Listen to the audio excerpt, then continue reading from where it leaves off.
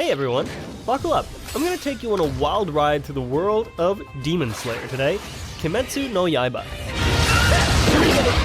We're going to be talking about Tanjiro's journey from the start all the way to when Nezuko resists the sunlight. It's one hell of a ride, full of battles, tears, and some truly insane moments, so let's not waste any time. Go grab a snack or something. You'll have to excuse me, I've got a bit of a cold, but that's definitely not going to stop me from enjoying this show, and it surely shouldn't stop you. So let's get into it.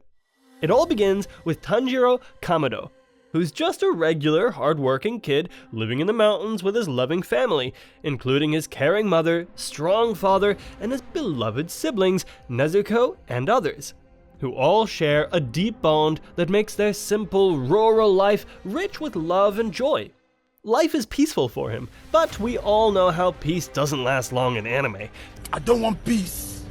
I want problems, always! One day, Tanjiro heads out to sell charcoal, and when he comes back home, his entire family has been massacred by a demon. That's right. I mean, imagine hitting your 9-to-5 real hard, then coming back to, well, all blood and the loss of your loved ones.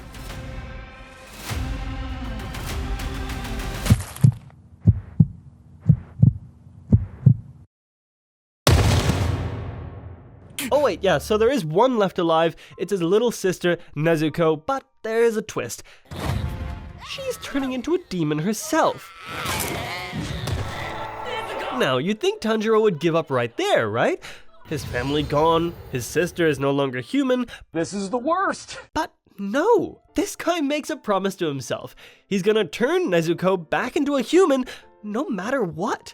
And honestly, this is where his story kicks off. Are you serious? You can't even die, right? Oh my god, at least avenge us then. He's not just fighting to survive, he's fighting for his family. So before long, his journey as the MC begins. Tanjiro runs into this guy, Giyu Tomioka. Giyu is one of the Demon Slayer Corps top fighters, which is basically like an ancient demon-killing army. So anyways, he's ready to kill Nezuko on the spot because, well, you know, demons aren't exactly known for being friendly, but something happens. Nezuko doesn't act like other demons. Instead of attacking, she protects Tanjiro. Giyu sees this and decides to spare her. She's also kinda cute. She stays quiet for like 90% of the show because she has this bamboo muzzle in her mouth to keep her from biting people. But, I mean, look at her. Hello? So, back to Giyu. He tells Tanjiro to find a man named Sakonji Urokodaki. Why, hello there, young man. My name is Sakonji Urokodaki. Who can train him to become a demon slayer. And so, Tanjiro heads off to start his training, which, let me tell you, is no freaking joke.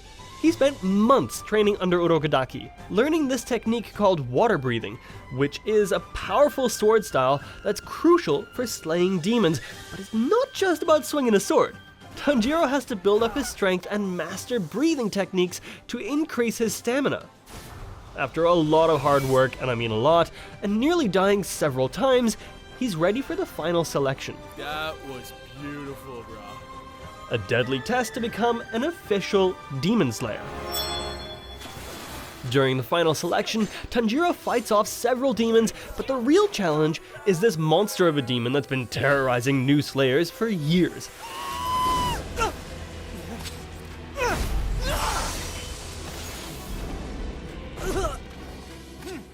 Despite being outmatched, Tanjiro uses his smarts and skills to defeat it.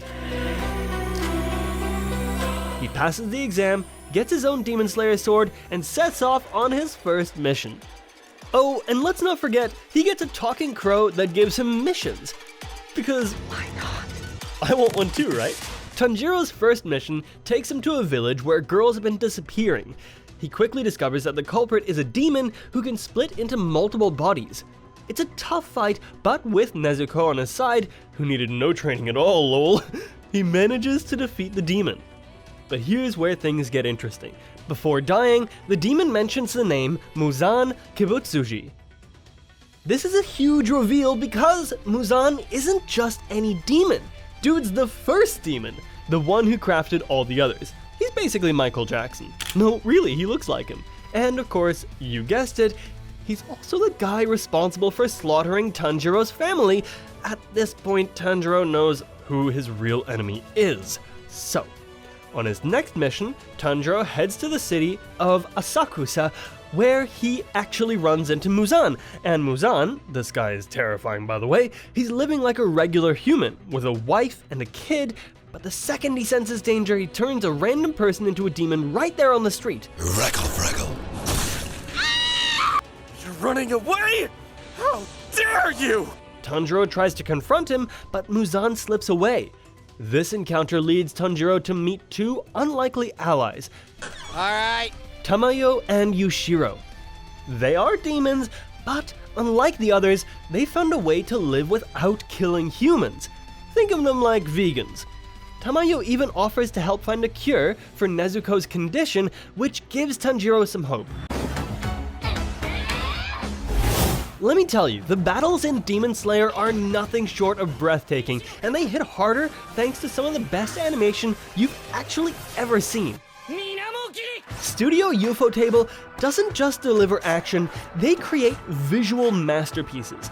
Picture a fight where the air crackles with energy and Tanjiro's sword swings light up the screen like fireworks at a rave, colors absolutely exploding, movements flowing like liquid art. Each scene is crafted with such detail and precision that you feel every strike, every block, every drop of sweat. It's not just fighting, it's a feast for your eyes, elevating every battle to something iconic. And when there are emotions, Demon Slayer isn't just about flashy moves and epic sword fights, it knows how to make you feel.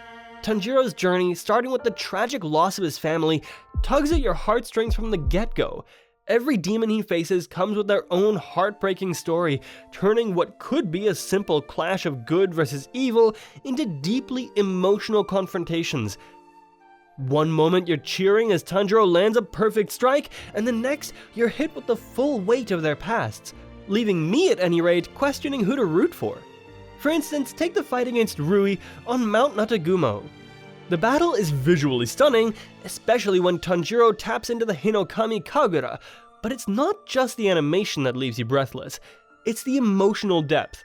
You feel Tanjiro's desperation and determination, and when the battle ends, you're left not just thrilled, but deeply moved. The show doesn't stop there.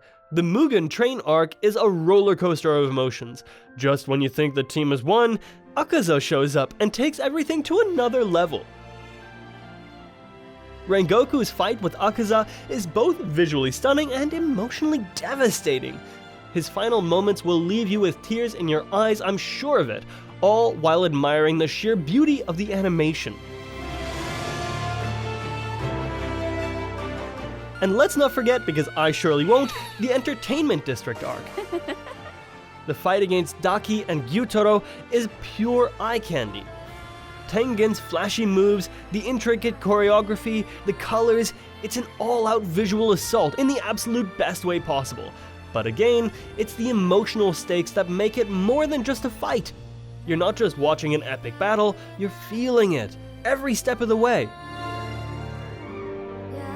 In my opinion, every arc, every battle, and every emotional moment in Demon Slayer is amplified by its next level animation, making your emotions vibrate along with the action. Whether it's awe, sadness, or hype, the show knew how to grab hold of my heart and never let go. And that's where we're at.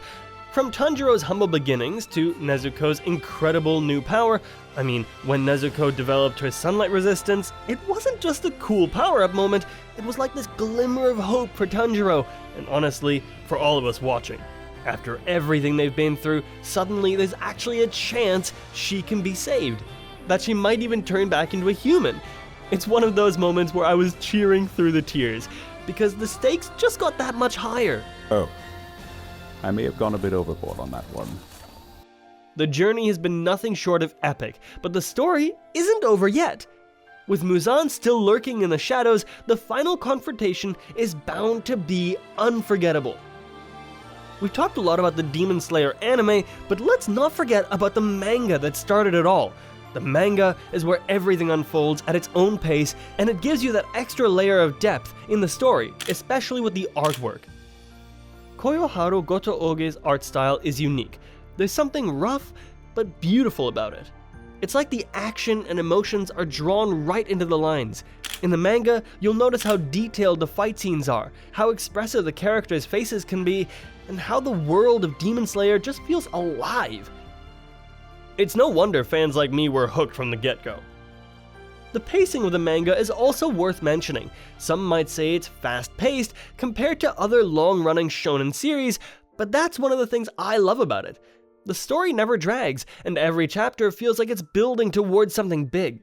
You're not stuck in filler arcs or waiting around for the plot to pick up speed. Instead, Goto Oge keeps things moving while still giving you those emotional moments that hit me hard. Now, if you've only ever watched the anime, the manga is where you're gonna find out what happens after the Swordsmith Village arc. The anime is catching up, but the manga has already finished the story, and let me tell you, it's got some of the most intense, jaw-dropping battles and plot twists that you can imagine. From the climatic battles with the upper-ranked demons to the final showdown with Muzan Kibutsuji, the manga gives you the full picture. The character development in the manga is also a highlight. Tanjiro's growth as both a swordsman and a person is beautifully portrayed, and characters like Zenitsu and Inosuke also get some incredible moments. Even the demons, especially the upper rank ones, have deeper backstories in the manga that are gonna make you see them in a different light. You start to understand that not all demons were pure evil from the start. Many of them were tragic figures corrupted by their circumstances and by Muzan's influence. Now, without giving too much away, the final chapters of the manga are an emotional roller coaster. I'm not kidding.